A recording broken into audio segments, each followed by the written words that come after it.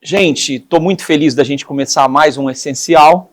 E hoje a gente tem um tema muito relevante, muito especial, que são os conflitos de gerações e a internet no meio dessa história toda, que é um caldo para esse cozido bastante... que causa bastante questionamento para a gente. Mas eu estou feliz de estar com o Pedro aqui.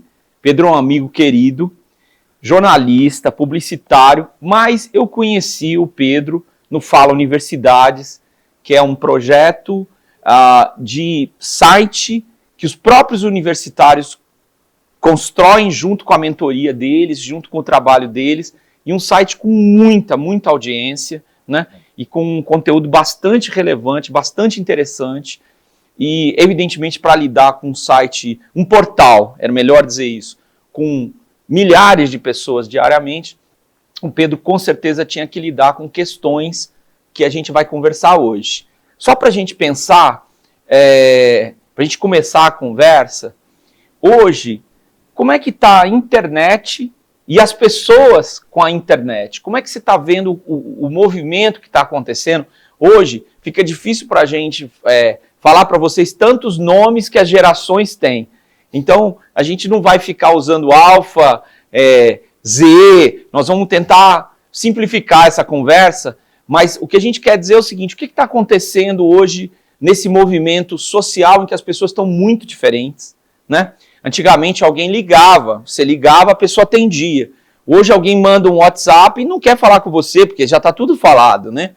Então as pessoas lidam com a tecnologia e com as realidades hoje, né? Porque o celular é o mesmo, ele tem várias funcionalidades, mas as pessoas lidam com a tecnologia de formas muito diferentes e, de certa forma, até a própria tecnologia, ela também influencia as pessoas, a formação de crianças, adolescentes, e mexe com a vida dos adultos também, inquestionavelmente. Então, hoje, a gente, fora a internet, porque as pessoas culpam a internet, há um plano social de mudanças muito fortes. E aí eu queria passar para você, dar esse primeiro overview aí da gente, de como que você vê esse cenário, né? Por exemplo, num portal tem gente de todos os tipos, de todos os lugares, procurando informação. Então, seja bem-vindo. Obrigado, Eri. Bom, obrigado aí, pessoal, para a gente bater esse papo. Acho que ele tem que ser, e a ideia é que seja esclarecedor. Mas para a gente fazer uma contextualização do que a gente está falando, é importante a gente pensar um pouco nesse histórico da internet, como você estava falando, que hoje, de alguma forma, acaba impactando na vida cotidiana, familiar, enfim, né, no ciclo social. A gente veio de um início de internet nos lares das pessoas, mais ou menos aí anos 2000, 2005, onde a gente tinha as máquinas compartilhadas. Existia um computador onde o filho e o irmão e o pai e a mãe usavam, né? E aquilo era normal, não existia um desktop para cada um tocador de música individual e nada disso. Era comum, estava todo mundo descobrindo aquilo. Com o passar do tempo, né, e às vezes os termos eles vão entrando na nossa vida, a gente não percebe, né? Nasceu o primeiro iPad, né, o primeiro iPhone, né, com essa ideia do individual, né? E a partir dali a gente começa a não querer mais compartilhar e ter primeiro a nossa navegação mais exclusiva, e aí isso com o tempo começa a impactar nas nossas relações também pessoais. Acho que a gente vai bater um papo, acho que a ideia do papo é um pouco sobre isso, né? Mas é interessante a gente entender um pouco desse histórico, que em algum momento esse convívio digital, ele se dava, né, por um determinado tipo de comportamento, onde todo mundo dividia as máquinas, existia o pai tinha um celular, e aí os filhos usavam, as pessoas usavam, e a gente faz um corte hoje para 2024, onde cada um tem um seu, e é quase uma invasão de privacidade eu acessar o seu telefone sem você falar que tudo bem, né? Então, e aí a partir disso, né, com esse tipo de navegação, a gente começa a ver os algoritmos nascendo. E aí um papo que a gente teve aqui inicial ali, né, rapidinho nos bastidores, que falava que praticamente parece que a internet ela é diferente para cada pessoa, né? E de alguma forma, porque os algoritmos eles estão ali para atender a gente de forma individual, Então, se eu abrir hoje o meu feed do meu Instagram e te mostrar, possivelmente você mostrar o seu para mim, os assuntos são diferentes e se a gente for reparar, parece que a gente vive em universos diferentes. Aquele grande influenciador que você conhece, você segue, de repente você vai comentar comigo e eu nunca vi. E aquele grande influenciador que eu sigo e acho ele super importante, super relevante, que tem os seus 5 milhões de seguidores, talvez você nunca viu. Então, é aí que traz aqueles conceitos de bolha e talvez os conflitos entre famílias, entre amigos, entre, enfim, pessoas que parece que elas vivem em mundos diferentes. E hoje a política cai muito nesse lugar, né? Como é que você vota e gosta do fulano? Como é que você tem a ideologia tal e você não acha o outro um problema? E as pessoas, elas não se encontram, mas só parece que a gente vive em um mundo diferente. E vive mesmo. Porque o algoritmo ele foi, de alguma forma, treinado por você mesmo para te entregar uma internet diferente. Acho que a introdução é um pouco nesse lugar. Quando a gente percebe que, por exemplo, conforme os meus desejos, se eu sou um cara de direita, eu vejo coisa de direita e a internet me entrega coisa de direita. Se eu sou um cara de esquerda, eu recebo coisa de esquerda e só vejo coisa de esquerda. Mas como é que você vê hoje o uso da internet para as diversas gerações? Por exemplo, vamos imaginar agora aqui para pensar na internet e nos conflitos que a gente está vivendo. Boa. Quanto tempo uma pessoa... Eu não gosto de ser generalista, viu, gente? Porque as pessoas são muito individuais. Mas vamos tentar fazer isso para tentar uma pessoa acima de 60, uma acima de 40, Tá. Uma de 30 a 40, uma de 20, uma de 15, uma de 10 e uma que está desde o começo até... Qual a quantidade de uso de internet? Como que as pessoas elas lidam com essa questão hoje no dia a dia? Tá? Bem diferente, né? E a gente consegue ver... Eu tenho o costume de dizer para o pessoal que trabalha comigo ou que já trabalhamos juntos que a gente tem que sempre se olhar como usuário final, né? Então, eu estou analisando algum tipo de pesquisa de comportamento na internet. E aí eu descobri que um cara de 39 anos, com determinado perfil, tem esse hábito de navegação. Eu vou cortar para mim que esse perfil me representa. Eu tenho esse hábito de navegação? Bem possivelmente sim. Se não, a minha pesquisa está meio errada, né? É muito difícil quando a gente vê alguns dados que representam um grupo e, de repente, existe uma pessoa que faz parte desse grupo e ela não está nesse comportamento. Então, voltando para o que você estava falando, esses grupos, essas pessoas, essas faixas etárias, e é interessante também a gente pensar na regionalidade do país, né? O jovem das capitais, ele tem um determinado tipo de comportamento na internet do que o jovem de cidades menores, então tem bastante diferença aí. Mas acho que a questão está muito, como você comentou, principalmente, né, na questão de idade etária, né? E não necessariamente na quantidade, no meu ponto de vista, não na quantidade de tempo navegando ou no mundo digital, mas como cada um lida com isso, né? Você pega, por exemplo, pessoas ali de 70 anos hoje que consomem muito notícia de portal, né? Compartilham muito. Todo mundo aqui já deve ter recebido da família aquele bom domingo para você de manhã ali no começo do dia ou boa semana. O jovem hoje de 18 anos não faz isso, né? Quem compartilha esse tipo de conteúdo são pessoas 60 a mais, vamos dizer, né? De novo, não generalizando, mas pegando de uma forma, de um olhar mais abrangente ali. Pessoas ali, vamos dizer, dos seus 30, 20 e pouco, até os seus 40 e alguma coisa, possivelmente essas pessoas elas usam a internet para trabalhar, ou o mundo digital para trabalhar, né? E aí eles têm duas relações ali, né? Uma, onde você está ali no seu trabalho mesmo, então você precisa acessar por uma necessidade. Um outro momento onde você está jogado no seu sofá ali só rodando os vídeos para cima, e normalmente esse tipo de perfil que fala assim, cara, eu vou fazer aqui um detox de tecnologia. Ele vai se afastar e vai ficar 2 meses com o seu Instagram desativado, ou, enfim, o seu WhatsApp sem fazer barulho e tocar e responde no final do dia. Normalmente, quando a gente vê, estou fazendo um detox de tecnologia, é desse pessoal aí, dessa faixa etária meio que do meio, né? E aí, quando a gente olha o jovem, as crianças. Eu tenho uma filha, por exemplo, de 9 anos, né, que ela está começando a se relacionar com tecnologia mais fortemente agora, né.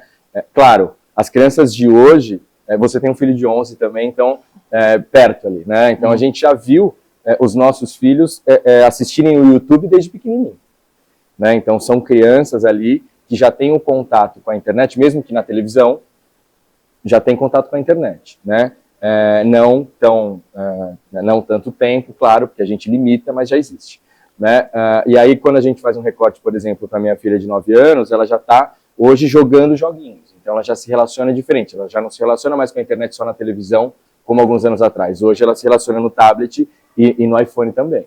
Então a gente vai vendo também diferentes tipos de comportamento em diferentes devices, né? Então você possivelmente, ou eu, enfim, quando a gente está trabalhando, a gente tem um tipo de navegação no nosso notebook ou no PC ali, né? Quando a gente está em casa no celular, é outro tipo de navegação. Então, e para nós ali que a gente trabalha, por exemplo, com notícia e com conteúdo, portal e tal, o perfil do tipo de consumo de conteúdo ele é completamente diferente. Na segunda-feira as pessoas leem muito mais sobre algum tipo por exemplo, capacitação, emprego, segunda-feira é o dia. Da quinta-feira para frente é viagem, conteúdo mais leve. Então existe um comportamento ali de consumo de internet, não só diferente nas suas faixas etárias, como a gente estava falando, mas também nos seus momentos diferentes de vida, né? Tem gente que fica vendo vídeo no YouTube para dormir, por exemplo, hoje, né? Não que a gente aconselhe, mas são consumos diferentes e relações diferentes com a tecnologia mesmo. De novo, o que de alguma forma pode, e a gente tem visto que está gerando conflito entre as pessoas, né? Nem todo mundo entende esse tipo de consumo de internet individual, né? Agora eu vou fazer uma pergunta para você e depois vou cair para os nossos companheiros aqui, companheiras que estão presencialmente aqui com a gente. Você com certeza já tratou esse tipo de conteúdo num portal. Quando que a internet começa a ser algo extremamente negativo, destrutivo, quando a internet começa a gerar um conflito até familiar? Como que você já deve ter tratado esse tema, porque é um tema, né? É um tema que a sociedade está discutindo, né? Cara, muito, assim, na verdade ultimamente o que a gente mais conversa, eu com algumas pessoas aqui que eu mentoro, quando a gente fala também dentro da empresa sobre essa relação com a tecnologia, né? E isso é muito curioso, assim. É uma linha muito tênue até onde a internet está te fazendo bem quando ela começa a te fazer mal, e nem sempre a gente percebe, né? É como se fosse um vício, assim, né? Quando você percebe, você já está dentro demais ali, né? Você já precisa ter uma atenção meio que especial. Então, isso tem acontecido muito, como a gente está falando, assim, com o público jovem, né? Com o pessoal aí de 16 aos seus 25, 28, isso é o que a gente mais vê acontecer quando perde a mão um pouco dessa relação com a tecnologia, né? E para mim, né, no meu ponto de vista, acho que as coisas se perdem quando você começa a consumir a internet como a internet quer que você a consuma, como um usuário, meio que como massa de manobra para viralizar algum tipo de conteúdo, né? Existe um lugar ali que a internet ela para de te entregar e só te suga, né? Quando na verdade a nossa relação com a internet deveria ser outra, né? A gente tem que usar a internet para buscar informação, para se capacitar, que acho que a grande mágica da internet, né? É permitir que um jovem, sei lá, do Amapá consiga fazer um curso de programação de blockchain, que lá no Amapá possivelmente não tenha nenhum especialista que vá juntar um grupo de pessoas numa sala de aula e vai ensinar.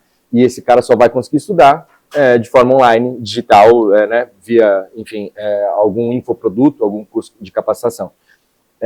Então, existe um lugar onde a gente começa a se perder, né, e é muito fácil, né, a rede social é feita para isso, né.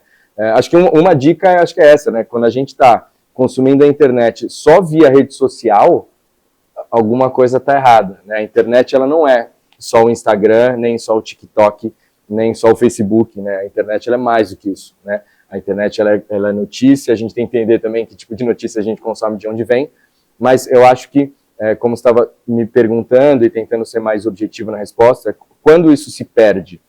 Quando a gente começa a ser usado pela internet e não usar a internet. E aí que vem o termo, né, de mais um novo usuário. Né? O usuário de quê?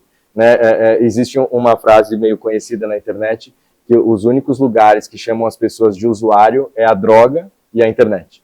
Né? Então, por quê? Porque você vira um usuário, você vira um cara que só está lá para usar aquilo de uma forma excessiva e nociva. Né? E você deixa de ser uma pessoa pensante, deixa de começar a consumir o conteúdo que você quer e começa só a receber o que o algoritmo quer te entregar. É tênue, né, a gente perceber, e é difícil a gente olhar para nós também e falar, cara, eu estou um pouco assim, deixa eu prestar atenção, mas para mim eu acho que é nesse lugar, e tem acontecido cada vez mais. Eu quero comentar com vocês que às vezes as pessoas pensam, né, depende da sua criação, você acha que a internet ela é estática, né, porque ela começou assim, né, só que a internet hoje tem uma inteligência artificial que define, por exemplo, para um garoto o que ele vai assistir. Se ele gosta de futebol, XPTO, ele não precisa fazer nada. Ele, como usuário, o buscador de vídeo, eu não vou citar, eu não sou patrocinado aqui, então eu não vou citar as ferramentas. Sim. Entendeu? Mas é o seguinte, o buscador de vídeo vai dizer para ele, ó, tá aqui, assista tudo isso. E não vai ter limite, concorda? Porque tem muito futebol no mundo. Então, aí a gente queria, esse eu acho que pode ser uma preocupação, né? E aí? Porque os pais antigamente, eles tinham uma certa crença de que eles podiam cercear o filho dele para ele ter, e a gente tem que fazer isso mesmo. Mas com a internet livre, só em coisas que seriam aparentemente boas, ainda assim aparece coisas que não, de repente não deveriam, né? É muito interessante como, eu queria falar agora sobre a questão relacional, né? A gente usa as ferramentas digitais para se relacionar. Ou por um telefone, que você vai usar, porque é um telefone, né? Ou você vai usar algum tipo de aplicativo de mensagem para você enviar. E eu estava comentando aqui antes, que tem uma geração que se você mandar uma mensagem para ele, ele te liga. Entendeu? Porque ele acha que aquilo não é suficiente. E tem uma geração que se você mandar uma mensagem para ele e você ligar, ele diz, não, isso já é demais. Eu vou falar uma coisa também bastante absurda para vocês, né? As pessoas também acham que o compartilhamento na internet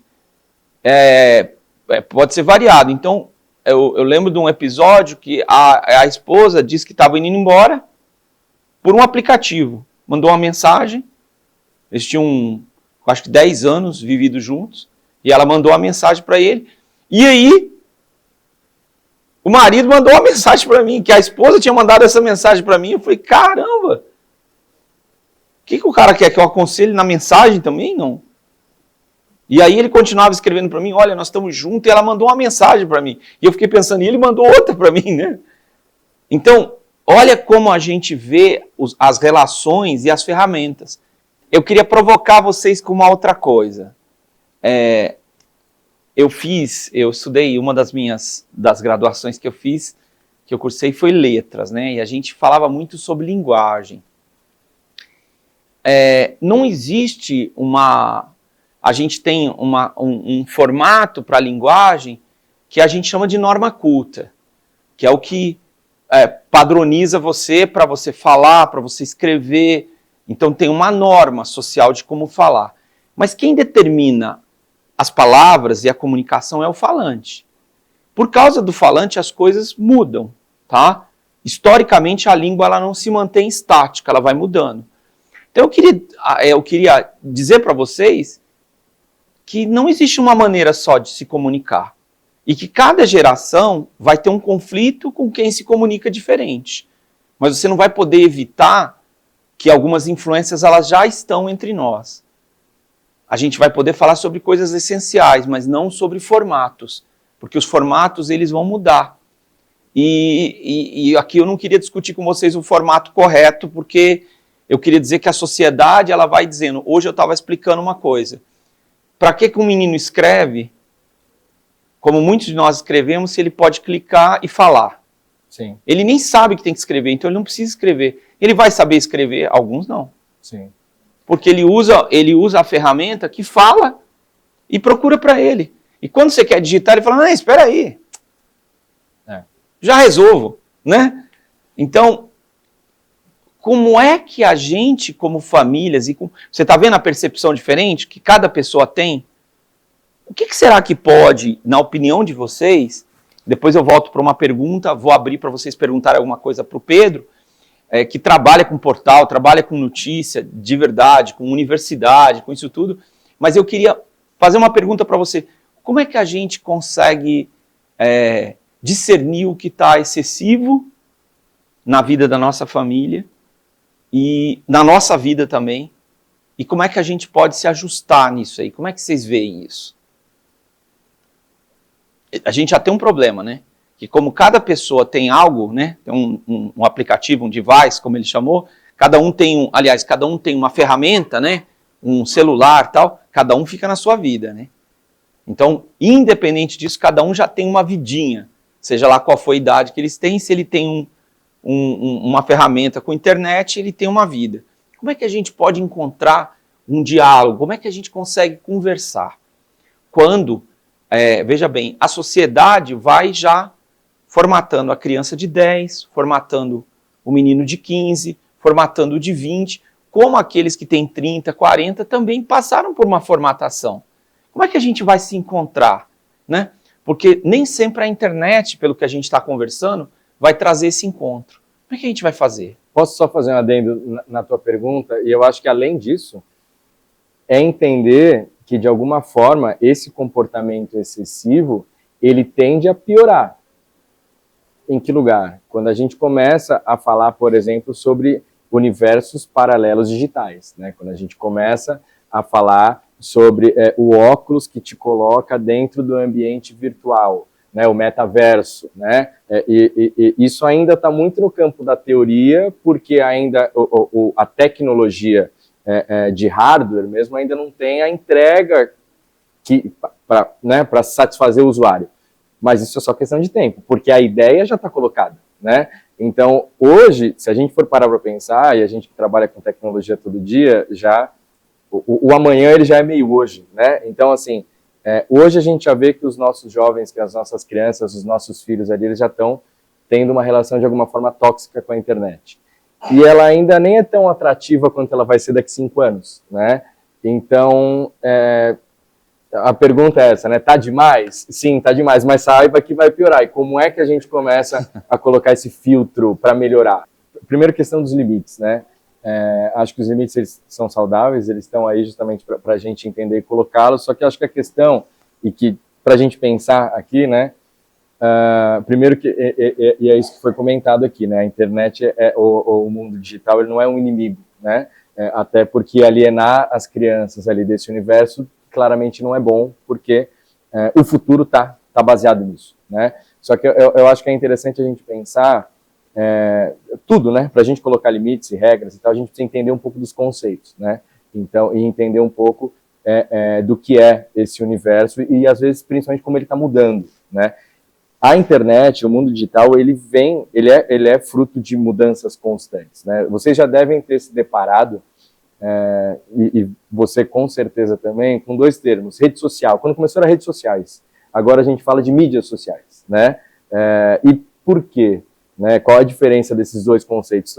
Isso é muito comum, assim, as coisas só vão entrando às vezes na nossa vida e passando, a gente só aceita e não percebe muito. A questão, como a gente estava falando do iPhone, né? Não chama iPhone à toa, né? É o primeiro conceito do aparelho individual para ninguém mexer. Quando nasceu, ainda ninguém tinha entendido muito isso. Passa-se 10 anos, a gente já, como a gente falou, meio invasão de privacidade, mexerem no meu celular sem eu permitir. A questão das redes sociais, das mídias sociais, muito nesse lugar, né? A gente começou consumindo redes sociais onde não existiam os algoritmos, né? Onde o propósito, como como ela comentou, o propósito era a gente ver as fotos dos nossos amigos e de repente ter os nossos 200 amigos, 300 amigos, as pessoas da escola que a gente não via mais. E aí, de repente, a gente começa a cair num lugar onde a gente tem 5 mil seguidores, 12 mil seguidores, onde ninguém nos conhece e nem o nosso conteúdo chega para esses seguidores, né? Então, virou mídia social, deixou de ser uma rede de pessoas para a gente consumir muito conteúdo de influenciador e marca. O seu amigo você não vê mais na sua timeline, mas você vê o cantor tal, você vê a ação da marca tal. Né? Então, de repente, esse canal começou a ser desenhado para entregar de forma diferente e te colocar, de novo, como a gente está falando, como um usuário, consumidor de um conteúdo que nem sempre você quer consumir, só que você não percebe isso. Né? Então, acho que primeiro está um pouco nesse lugar. Né? Quando as coisas mudam a rota, e às vezes a gente não percebe, a gente às vezes não entende os limites que, de repente, eles deveriam ser até um pouco mais puxados, né? Assim, de repente libera mais ali e tal, tá tudo bem, pode usar mais a internet. E de repente, do jeito que a internet está, pelo menos hoje, nem tanto. Hoje a gente está sendo muito colocado como um usuário e a criança não tem a cabeça para entender que ela está consumindo só o que o YouTube entrega. Né? E aí, só para concluir um pouco do raciocínio, a gente vive hoje num lugar, devido aos algoritmos, né? E aí pensando historicamente também, né? A gente viu há algum tempo já uma conversa sobre a globalização, né? Então a gente era tribal em algum momento atrás, e aí de repente o mundo começou a ficar globalizado, e aí a gente vive hoje, entre aspas, um excesso de globalização mentirosa, porque na verdade a gente voltou a viver em tribos dentro dos nossos algoritmos. Isso é para a gente começar a deixar um pouquinho da provocação na cabeça, né? Por quê? Porque a internet ela é diferente para cada um, é isso mesmo. Né? Eu vivo, a minha bolha é a minha tribo, né? O conteúdo que chega para mim não chega para você ou não chega para o outro, então de repente eu estou de novo tribalizado digitalmente, não mais globalizado como a gente acha que está. Sim. Gente, eu queria deixar para a gente pensar e fechar hoje esse papo. Estava pensando numa fala de Paulo que diz assim: não tomem a forma do mundo, não vos conformeis com este século, com esse tempo, mas se transformem, ou literalmente passem por uma metamorfose, pela transformação da mente de vocês, para que vocês experimentem que a vontade de Deus é boa, é perfeita e é agradável. Queria falar sobre algumas coisas que a internet diz para nós que não são verdade. Primeiro, que a gente está em todo lugar. Assim que você começa a acessar a internet, você tem a sensação de que aconteceu, caiu um avião, você está lá. Mas você não está, mas você tem a sensação. Aconteceu uma coisa no sul, você diz, eu estou lá. Você pode até ajudar pessoas, pode até conversar com elas, mas você não está lá. Mas a internet dá a sensação de uma certa onipresença, de que você está em todo lugar. Segunda coisa, as pessoas que têm redes sociais, algumas delas querem dar conta de tudo o que está acontecendo naquele círculo que elas criaram. Então, elas têm um desejo de ter onisciência, saber tudo. Por exemplo, eu leio jornais diariamente. Não leio tudo, porque algumas coisas para mim são lixo. Mas eu olho o jornal todo dia para ter uma visão de algumas coisas que eu quero saber que estão acontecendo no mundo. A gente tem uma tendência a ter um sentimento de querer saber tudo. E a outra coisa que a internet produz para você, uma sensação, é de que o tempo não passa. Então, se você entrar com um menino que está jogando um videogame e falar, já passou 2 horas, e falar, imagina, como? Eu só matei 3 macacos ou 3 inimigos aqui, não foi 2 horas. Então, outra sensação é que a gente é eterno, que a gente é atemporal. Essas sensações, relativamente divinas, elas são mentirosas. E elas geram algumas consequências. Primeiro, quando eu acho que eu sei tudo,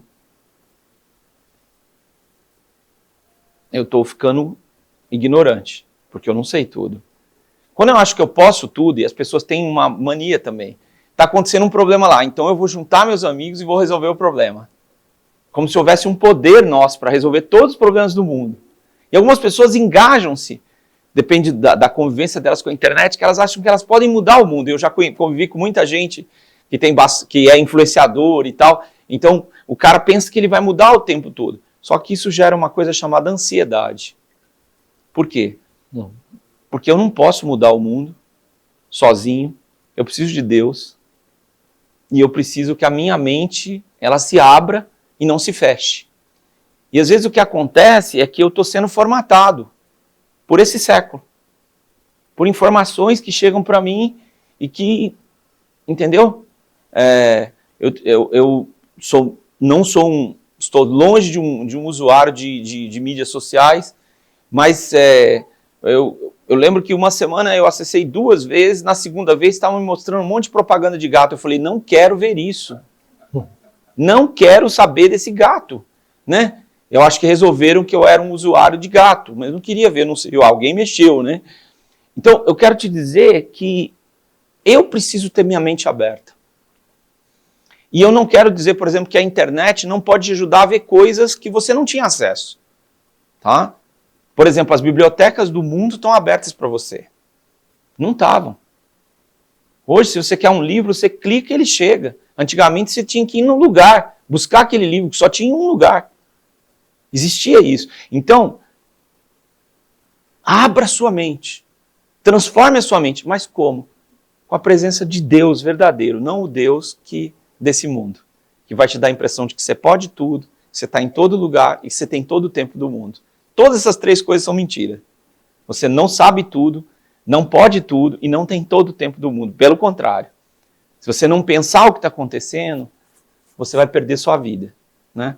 E se você acordar para isso, acorde então, e eu falo isso para os nossos convidados hoje do podcast, acorde para entender que Deus está acima de todo esse mundo e que a internet pode ser uma coisa boa se você for um bom consumidor, né? E não alguém consumido pela internet. E você pode experimentar na sua vida e nas suas relações qual é a vontade de Deus, que é boa, que é perfeita e que é agradável, inclusive abrindo espaço para você ter um tempo de silêncio, para ouvir o Criador, para se relacionar, como a gente foi desafiado nas conversas aqui, de ter relacionamentos pessoais, tá bom?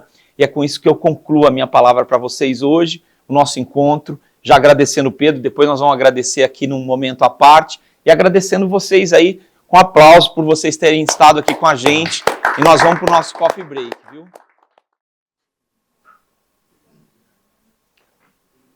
Hoje nós tivemos uma noite muito desafiadora, eu quero agradecer muito o Pedro por estar conosco aqui, e por ser uma pessoa que desenvolveu um portal que eu fiquei muito impressionado de conteúdo, e a gente fez desafios, falamos de desafios muito, muito grandes, que são como as pessoas podem se relacionar umas com as outras de forma mais saudável, e como a internet pode ser uma coisa saudável. Um desafio muito grande, acho que o Pedro deu alguns insights para a gente de como isso pode acontecer, e vale a pena se acompanhar no podcast. As pessoas também tiveram participações extremamente interessantes, então eu fiquei muito impressionado com o que a gente pôde conversar hoje, de um tema difícil e que vai precisar da sua ajuda, da sua interação para a gente achar uma resposta. Cada um tem que achar uma resposta para a realidade da comunicação, da pessoalidade dos nossos dias, né? É isso aí. Acho que hoje a gente teve um papo muito aberto, né, e rico, justamente como você comentou, porque não tem um caminho único, né? Cada um tem que entender a sua realidade, o teu convívio familiar, por exemplo, e entender quais são os limites para a gente ter um consumo de internet saudável, né? Mas acho que a provocação que ficou e fica aqui para que a gente coloque algum limite ou entenda o que é bom e o que é ruim, a gente precisa entender as bases, né? E acho que fica aquele olhar de até que ponto nós estamos consumindo a internet ou a internet está consumindo a gente. Obrigado, gente. Privilégio ter vocês aqui com a gente nesse podcast do Essencial. Valeu.